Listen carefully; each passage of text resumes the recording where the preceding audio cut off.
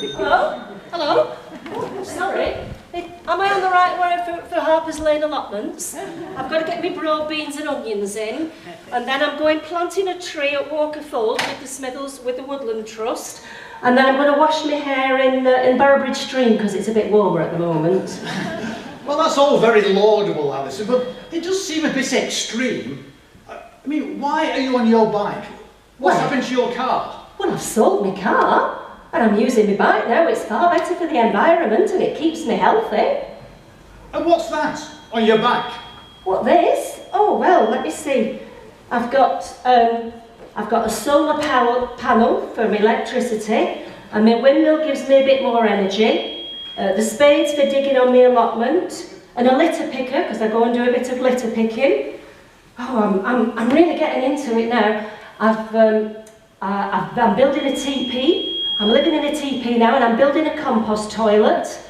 I only use rainwater from the rainwater butt. Oh, and I've gone vegan. No more meat or dairy or anything like fish or veg for me. We've all got to make changes to make an impact. Well, that's very true, Alison, but don't you think you're going a little bit over the top? I mean, there's lots of things we can all do without giving up our homes and cars, you know. Little changes can have a big impact. Really? I thought you had to do it all in one go. No, not at all. Well, not at all. Are you sure? Well, how do I go about it then? What sort of things? Well, you could just try one or two things at first, and then, if you're happy with those, carry on and introduce another idea. So, for example, I suppose you already do your best to recycle your waste? Oh, yes. I put all the my grass cuttings in the green bin, and the papers going in the yellow bin, and my bottles go in the burgundy bin. And what about trying not to buy items in plastic bottles, for instance?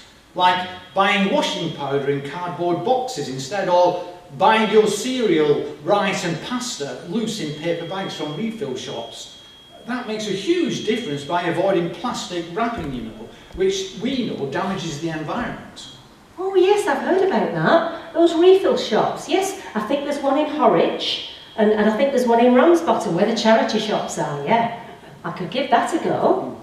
And there's something else we could all do.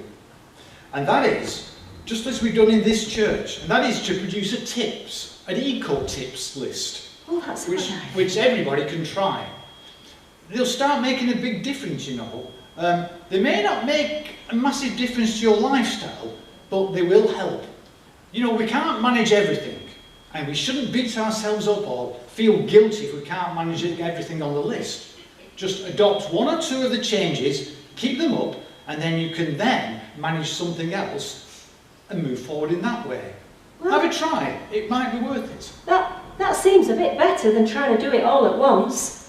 So, where am I going to find these eco-tips, Steve? Well, each week, in our church notices, we're going to produce one eco-tip.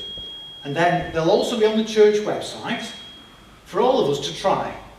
And we know we can't manage it all in one go, but we can do little things like, you know, sometimes it might be plant a plant or plant a tree, or it may be something you can fit into your life to make changes, like your shopping habits. Buying fair trade chocolate, for instance, or environmentally friendly cleaning products. And remember, no one can manage everything, just do what you can. Well, that seems a really good idea, Steve. Thanks for that idea. But I think I'm still going to enjoy planting my own fruit and veg. So if you don't mind, I'll just nip on and get back to the allotment, because they'll be waiting for me there. Oh. So thanks for all the tips. Have I dropped something now? Oh dear. Don't worry, I'll be fine. Thanks, Steve. Bye. Bye. There she goes, Eco Ali. I bet she takes up one or two of these tips. But anyway, before Alison came in, as I was saying, we need to do bits ourselves. And what I want to do a little bit of a sales pitch now. You'll be aware that as an eco church, we got awarded a bronze award. This is normally pinned up in the foyer there. And what we want to do is progress up to a gold award over the coming months or years even.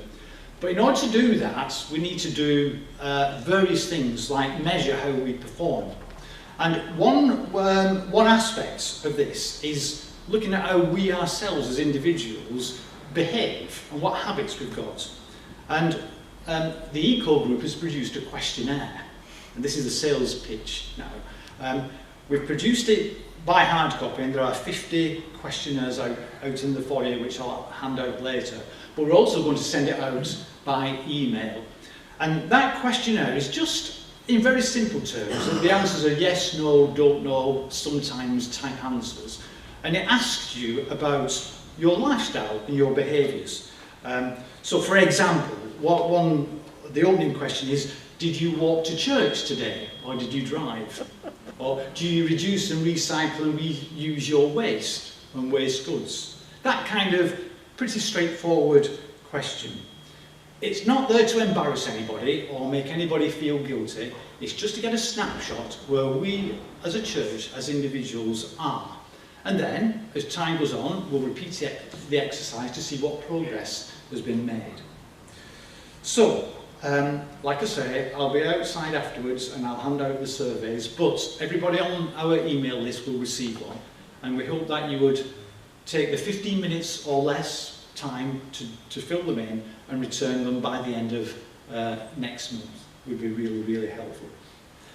So here ends the sales pitch.